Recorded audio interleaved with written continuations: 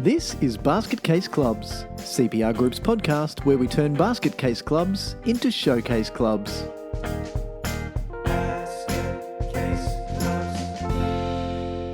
Hello everyone, this is Basket Case Clubs where we love talking about how we've had some fantastic stories of literally basket cases, and when we're doing our job right, they turn into showcases. And joining me again is Steve Connolly. Welcome, Steve. Aren't I lucky? I get to join you every single week. G'day, Mick. G'day, everyone. I'm going to agree. You are so lucky. Not that you're at all biased. Not that I'm at all biased. And we are lucky to have great people on for interviews as well. And this week we have a wonderful interview with Rachael McCurdy, who is currently the president of Underwood Park Netball Association, affectionately known to them and to us as UPNA. And it's probably only in southeast Queensland among the netballers that you could say UPNA and people not go, what are you talking about, weirdo? It sounds almost like a flipping someone the bird. Oh, UPNA. Like you're unhappy with that. Do you know, I was saying that to someone the other day about bocconcini. It sounds like you just stubbed your toe. Oh, bocconcini. Anyway, UPNA is a great example of an organisation that has developed into quite a showcase over the years. How long have we been working with them? It dates back to the 2000s, I think, somewhere between probably about 2007 or 8, I think. So we've worked with a number of their. Sorry, we've worked with a number of their clubs too, haven't we? We have a good handful of their clubs. Yeah.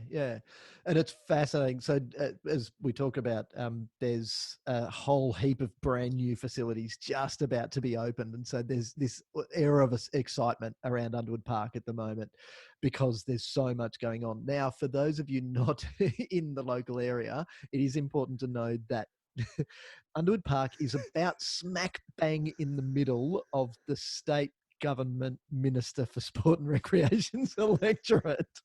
What a coincidence. Not that we're saying any of this is political. No. But look, take it when you can get it. So it is great to see. And the smiles on the faces of the BMX club, the rugby league club, the soccer club, the netball association, the cricketers, and the people who just go and enjoy Underwood Park as a recreational facility. It is really good to see. So I say that she's currently the president because Rachael has played quite a few roles in UPNA and in her club. Anyway, it was a great interview and Rachael's got some great stories to tell. So why don't we let Rachael start to tell those stories?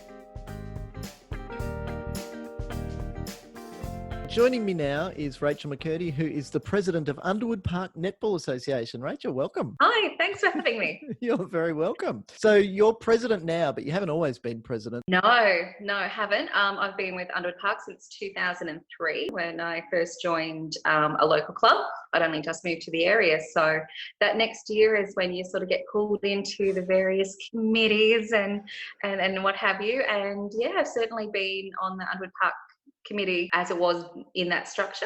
What other roles have you filled? Oh, when I first started, so I joined a coaching role and then took on risk management and then moved into the role of umpire convener. And so it was sort of a side passion as well as coaching. And, then you transition to registrar. So you're looking after the day season competition, carried the secretary's hat as well. Look, I've taken a lot of roles over the years, just sort of felt, look, if I could help, then let me out. It's about helping also that new blood come through the association, which is really critical. They bring fresh ideas and, that's sort of what helps, keep that momentum going is new energy, new motivation, maybe you've come from somewhere else and see it works differently. So it's certainly worn different hats. So where does Underwood Park Netball Association fit in the sizes of the different associations in Queensland and Australia? How would you describe where UPNA fits? We're certainly in a medium size. We started off small, I think, like with all groups. And if we look at the Brisbane and the Greater Brisbane area, we sit within the Brisbane South region. And within that region, there have been a few association bodies that have been bigger than ours. Certainly within the growth in more recent years, we've certainly become one of the bigger associations, just still south of Brisbane. But if you look at some of the bigger associations within Brisbane, such as Western Districts or Metropolitan, they're huge. They, in comparison. But that we've always seen ourselves as bringing genuine new membership. So that's what's been really exciting for where Underwood Park has sort of grown. We've got about 85 playing teams on a Saturday, and that, if you think about 10 players per team, average 9 to 10, there's 850 players straight from the get-go, plus coaches, managers, umpires. Mums, dads, that's it. The groundswell is enormous, and age groups. We've been able to extend an additional age group with last year's inclusion of 7-year-olds, and that was previously not allowed. So you suddenly are just getting bigger and bigger. It's time to talk about when the association was a bit of a basket case. So in preparing for today, you've told me that there was some time a little while ago when I think you put it nicely, or maybe euphemistically, saying that the association wasn't running particularly effectively. Tell us about that. So I guess we all, as associations over time, growing pains. You can suddenly see that you're getting a swell of numbers, and we had a good problem in the sense of we had lots of people. We had up to 13 on our committee in the sort of last year that we were a committee before we moved to a board and operations structure, which is great. This is a good problem to have, but with that becomes inefficient means of communication, things getting tied up in voting and waiting for everybody, because one thing that Underwood Park has always wanted to be is inclusive. We really do put a lot of value on all of our committee members' thoughts and opinions, and what that leads to is lots of discussions, lots of meetings, and meetings in messenger group with some of the social media platforms that can get you in chat groups, and it just starts to take longer to get through some things that should be, when you looked at the old structure where it was just a president, vice president, treasurer and secretary, and they're able to tick a lot of things off and keep moving, whereas we sort of expanded and to had far more sort of what we call them operational roles now. They were committee member, it's a round table, it's trying to get everybody in the room at the same time, and those sorts of, you're trying to be inclusive and consider everyone's thoughts and points of view, just become, actually, with no disrespect to anybody at the time, it gets too laborious, it's too hard. People tap out because there maybe this isn't their interest or maybe their expertise, and good problem to have, but also it really just did slow processes down, and what we wanted was a responsive and reactive management committee that could see issues, address issue, put in hopefully the right procedures and controls to help run efficiently an efficient competition. But when it gets caught up in that committee, it can get lost there. So did you find that you're spending a lot of time talking about stuff but not talking about the decisions? Absolutely. Yep. Everybody has a perspective or an example or this happened to me, and you want to work through those, but you then find it can fracture and go into different directions that suddenly you go off topic. And, you don't want to make committee meetings that sometimes they're hard enough to get to when you've already worked a full-time week, and we do welcome a distraction every now and then, but it certainly was it was hard at times just to keep on track and make sure that there wasn't also someone really driving home their own agenda or thought process that could steamroll others. That's a hard, you've got a dynamic, the alpha will always it's all those dynamics within a group that you certainly see come to play as well. Okay, so just to explore that in a little more detail then, when you have a situation where everybody's trying to be nice to everybody and and you, therefore, rather than say something, people typically ask things. So, well, what do you think about, and maybe should we try, do you think that even with the alpha in the room, that we were pandering to those people perhaps, instead of just saying, here's the decision, let's do this? Yeah, look, at times it really came down to maybe the topic at hand or the situation at hand, and some things were very clear cut and easy to move through. Sometimes I could see that while the sort of conversation was going down one avenue and you're getting what seemed to be a resolution, what was happening could happen is fractured conversations in other groups, and so outside what you have of the meeting. Well, they might not have felt comfortable to speak up in that committee sense, because that alpha or whoever's really leading the conversation might have been just a little too hard. And hey, I've been guilty of being that person, by the way. Because you're sort of motivated, you're into it. And what tends to happen is, as soon as you leave that meeting, these other suggestions start popping up and being thought about. And so while you might have had sort of some thought on what was happening during the meeting, it's usually the other ideas that sort of then would come out after the meeting, if that makes sense, because people have had time to reflect, or that they felt far more comfortable popping a text to somebody and go, hey, I know we talked about this, but what do you think about that? And suddenly what you felt was efficient in a meeting just took a completely different direction, and was then really talked about more so outside of the meeting. It's kind of like in the workplace, we'd say the corridor chat. We already spent 15, 20 minutes in that meeting hashing it out, but suddenly more people felt in a less formal situation a little bit more comfortable to talk about whatever they didn't feel they could at the time. And maybe that was just being able to put their hand up and they just didn't get to. Yeah. Did you have good agendas back then? I think so. I think that, I think when we very first started, it was such a strict agenda. If we went to old committee, when I first joined, it was sort of like, oh, is it my turn to talk now? Okay. I've got this. And then you went, okay, next business. And if it wasn't on the agenda, it wasn't talked about. Meeting closed. Could this have been a pendulum then? Could that have been something that some people, an environment that people came into, that then they reacted against that? Yeah. For some people, either, a committee sense can be such an intimidating, because it's fear of the unknown, I think, you're either going to go, right, I'll sit back and I'm just going to listen. But, you've got 100 thoughts going through your head, and you'll raise them all after the meeting to somebody else. And that eventually, maybe. Yeah, that's exactly where it happens, in the car park. But we're out there in that car park for another hour at least. So that was definitely, and sometimes that's also your what do they call it, your debrief. You're thinking about how that all worked through. When we first started committee structure, and then I sort of felt in those middle years around 2008 up to sort of 2012, it was definitely a feeling of, because we had more voices and people who were genuinely comfortable to talk about the issues at hand. And then you can sort of see those people, they're ready to transition out. They need a bit of a break now.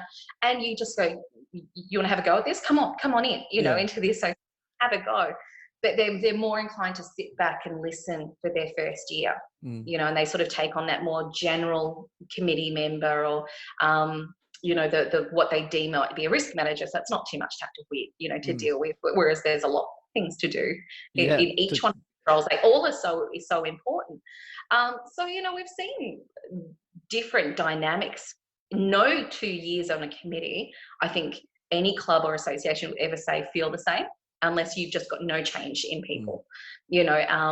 We've always had quite a dynamic change. We have had many years of a very stable, very competent group in that president, treasurer, secretary, that have come in fresh and new, but then really got in the deep end and could confidently run the association.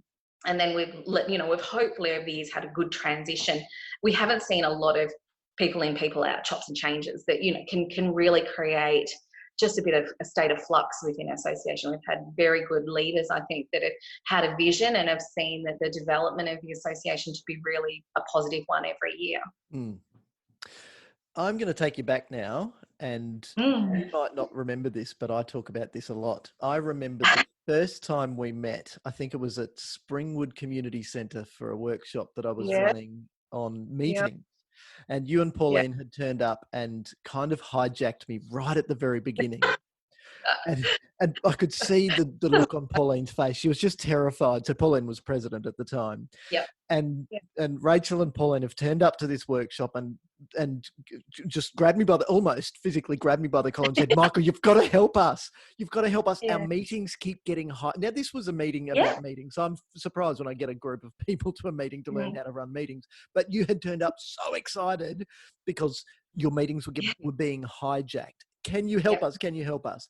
And I think I said at the time something like, I'm sure I'll be able to, but I'll need to get a feel for what's going on. But I have a sneaky suspicion that the problem in the meetings getting hijacked might not be the meetings, but maybe the preparation. And then we had a discussion about agenda preparation. Yeah, I do recall. But can you tell us one of the painful points, one of the painful times that you had a meeting hijacked? Because we hadn't had a rigid or a really clear structured governance procedure during a general meeting, we found that we were just getting peppered with all kinds of questions from the gallery, you know, so to speak.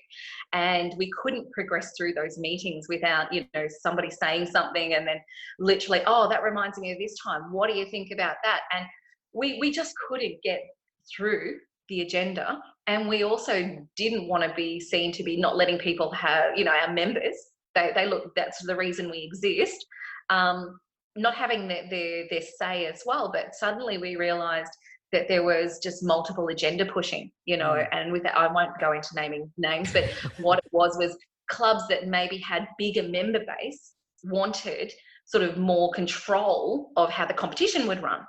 And we're like, well, this isn't effective. You know, we want our lesser number clubs to feel as a part of the process, and, you know, that what works for them doesn't necessarily work for other clubs. So, yeah, what we really had to do was, you know, and you gave us like this, Pauline, I think still even has it to this day, this fantastic book, or she went and bought it.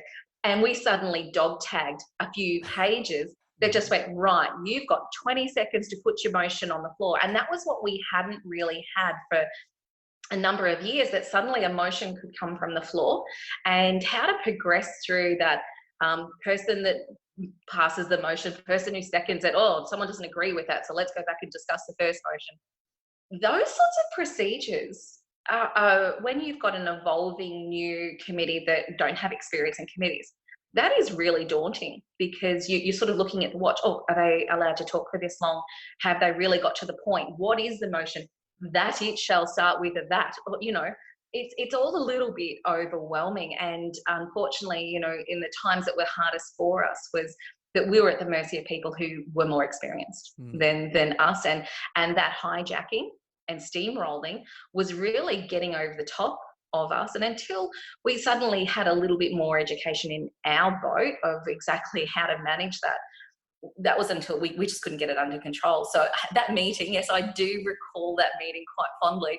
That was just knowing there is answers out there. There is a little bit of structure, and we can bring the control back. We didn't want our members to lose their voice or their opportunity to raise their concerns or ideas, but we definitely needed to do that so much better so that we all got out on time as well, you know, because these meetings not only get hijacked, they run long, you know, and suddenly mum and dad who have come out for a meeting that should want to be home by 7:30, it's dragging on to 9 p.m.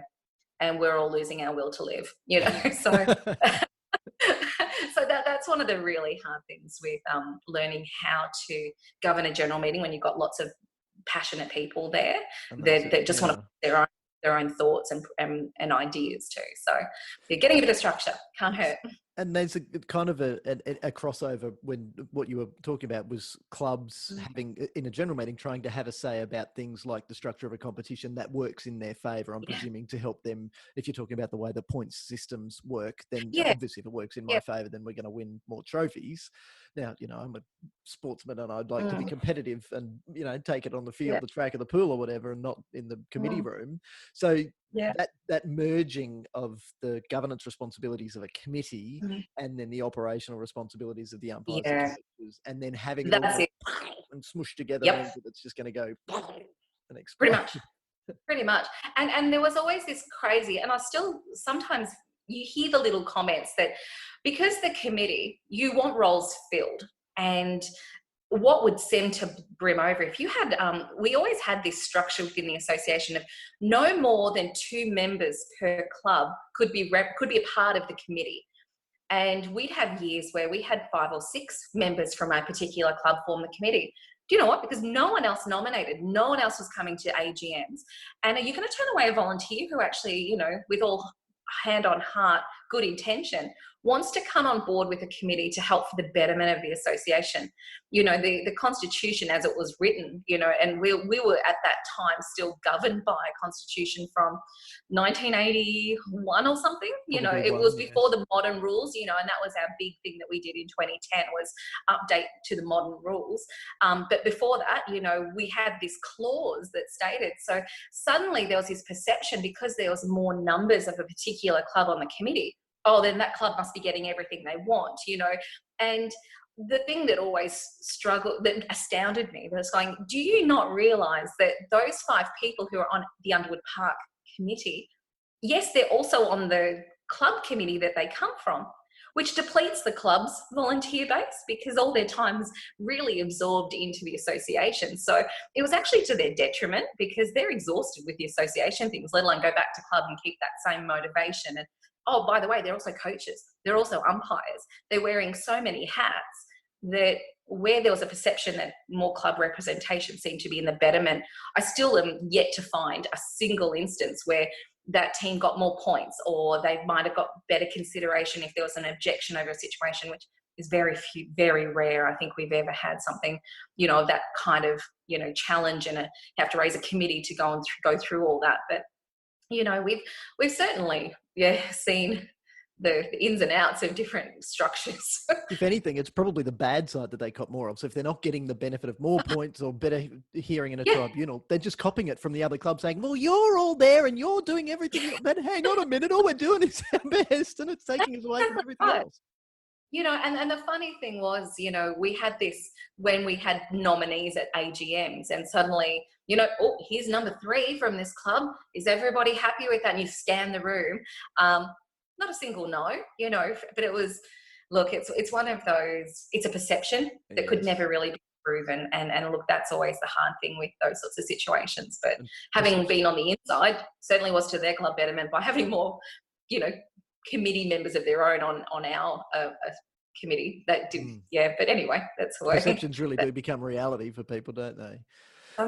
Yes. There was the initial setup and then the constitutional change in about 2010 and then again just recently. So the recent one was probably more significant. Talk us through what the catalyst for wanting to change from a committee structure to a board structure was and how that's playing itself out.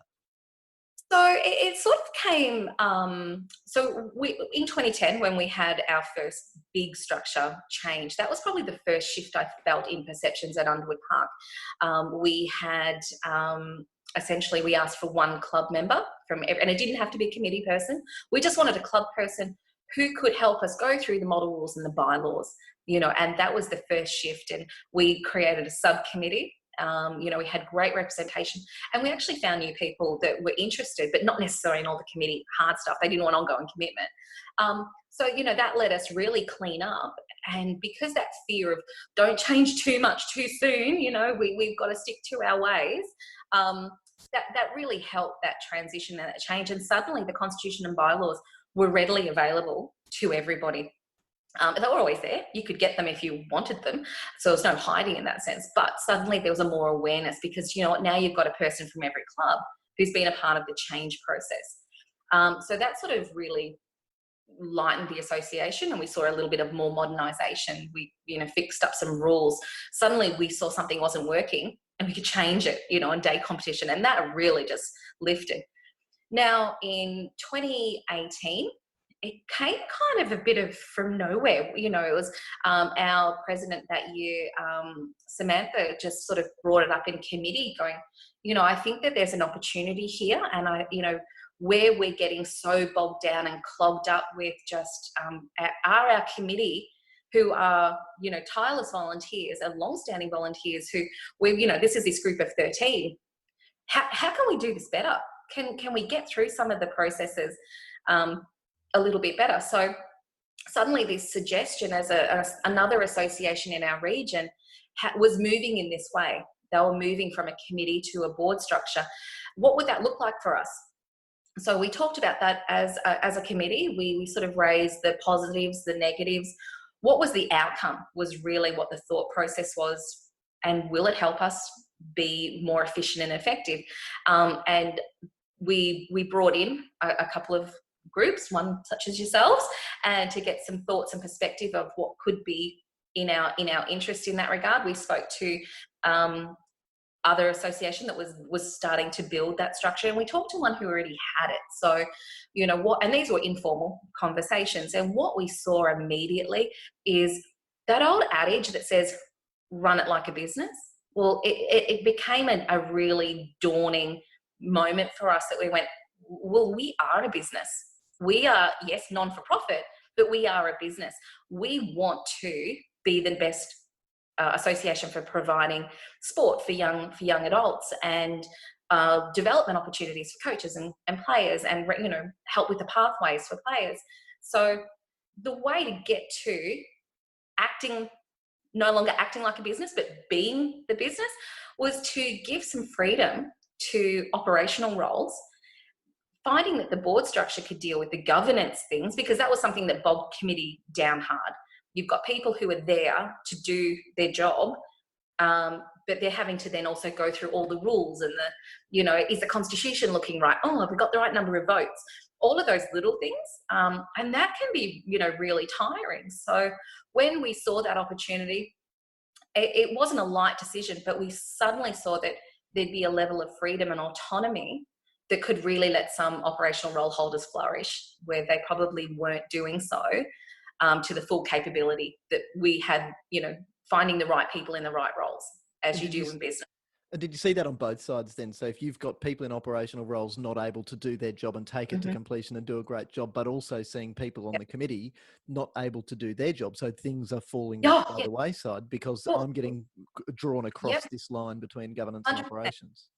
We saw the sort of in the management executive, and if we think what that is, that's your president, vice president, treasurer, secretary, really getting sort of involved in the minutiae of what maybe a registrar had to do, which is running a competition. We've already got the person who knows how to do that. Why do we need more and more input, which slows them up? And then there's that feeling of that person in that role having to come back and check, is this okay? Is this okay? Well, we've already created that structure. Off you go. So it's suddenly, we saw that some of our inefficiencies were the feeling that people couldn't do their roles without checking back with everybody on the whole committee. Does everyone feel okay with this? Are we happy? For that fear of not wanting to offend or put someone's nose out of joint or what have you. That you spend more time checking and then double checking yourself. Just get on with it, So and meanwhile, 2 months has passed, and the opportunity that you were chasing might have evaporated. Yeah. Well, and see, this was the thing that you get on competition day, the clubs coming up with suggestions, and just to coin one is still sometimes it pops up in conversation, putting nets on our hoops, putting an actual, this came up from club, and then it came to general meeting, and then it was talked about in a couple of groups, and then back and forth. Whereas our operation role, can we put nets on these hoops? No, we can't, because they're not the right kind of hoop. End of story. What do we have to get the right hoops? Right, that will mean X, Y, Z. But no, what it would be was, all of these other passage conversations, corridor conversations, talked about a committee, talked about the general meeting, because it would come up, because that advice wouldn't get back to clubs in an efficient and effective manner. So to them, it feels unresolved. And that's what we don't want to have in a big association, because it's a valid suggestion. So why can't we, or can we? And, but one person might have known that at the time and been able to say, no, we can't, they're not the right size, or no, we can't because we did that and they all got vandalized. So whatever the answer is, but you don't need 13 people sitting around for 9 hours talking about it. That's it. We've got 10 experts in the room who all have a different perspective, whereas we only need one, and we need that one to have all the knowledge that, look, no one comes completely equipped, and they do have to check things from time to time. But we wanted very clear roles that would free up, let our members get their questions asked, let them get them answered quickly, efficiently, and effectively. And that was the biggest opportunity for us, moving from a committee structure to a board with operational roles. So what we quickly then wanted to work through, right, so what does that work? So for me, being a part and elected to the board, last year was our first year in a board structure. The first thing is, how do we run efficiently? how do we help our operational role? So it was an interesting structure. We made everybody apply. Anybody that wanted to apply for these roles, regardless that they were on the committee, maybe in that role the year before, we put it out there going, look, we've got these roles to fill. Put your expression of interest in. And what was priority for us was creating position descriptions, job descriptions, that what does the role entail? Because what we saw very quickly, and I'm sure other associations feel that, when you've had someone in a role for maybe 5-10 years, yes, the core things might be jotted down, but the bulk of it and how to manage that day to day is really in their head. They know how to manage, they know what to do.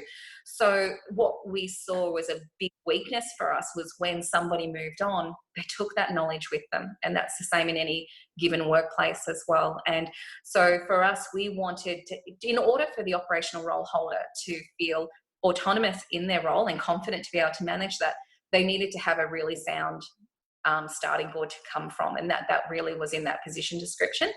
And obviously then we've also worked through a reporting procedure as well, going, you let us know, here's what we want from you, you tell us what you need from us too, so that we can get. So that probably took us through the first 3 months of 2019 of just really trying to nut out what that looked like. So that was and that was great, because what we realized really quickly where the gaps were, where the holes were that really do sometimes you fall down into, and it takes a bit to claw out of. And to make that season just run as effectively as we can, what we realised really quickly is, when you've got a committee of 13, you've got all hands on deck when it comes to major events. We now have a board of 5. And committee, when you're on a committee, there's expectation of club carnival or carnival day that everybody's there and involved. Well, operational holder, well, that's not my job. So suddenly we saw there was a big hands on deck gap that we'd created as well. So that was something that we then had to talk to all our operational role holders, going, can we look to support, or do we need more support from the clubs? So you learn a lot as you're sort of going through that governance. And what we wanted to, as the board, was really about making sure that if there were grievances, if there were different procedures on managing, and certainly for safety, because we weren't dealing with all the day-to-day operational things like how competition runs. No, our registrar, she's got that sorted. We didn't have to think about that. Our meetings were then now focused on the bigger things at task, such as if there was a threat to the association, being from an aggressive parent or someone else in the community.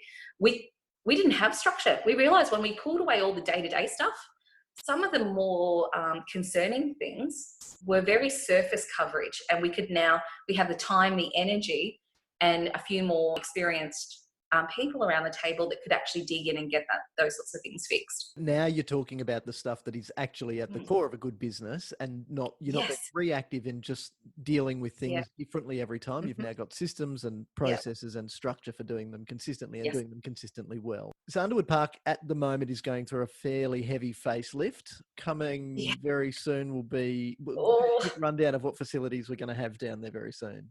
Oh, definitely. So, if you've been to Underwood Park, you'll certainly see that, we had 6 hard courts, 6 grass courts, another little grass court, which was kind of a funny space. We've now gone from 6 hard courts to 16 hard courts. We've acquired 10 more hard courts, which those 6 grass that were down the back towards the back of the facility have been turned to hard courts. We've had our clubhouse, which was from 1981. That got pushed over. See you later. And we have a brand new facility that has change rooms and showers and toilets. We're very excited. We're hoping to have competition resume on the 11th of July at Underwood Park. So we will be jumping out of our skin. This is our 40th year as Underwood Park Netball Association this year. We've been formally an association through the Incorporations Act for 35 years this year. So, 5 years prior, some wonderful ladies started playing netball up there, and it suddenly just got a life of its own, and it's bigger than ever. Yeah. So my last question is going to be a little bit cheeky.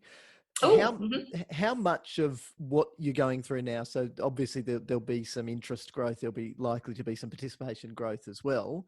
And due to the facilities and the great media that has been and will continue to surround that, can you genuinely think that some of that is related to the changes that you've been able to go through, all of the off-court stuff.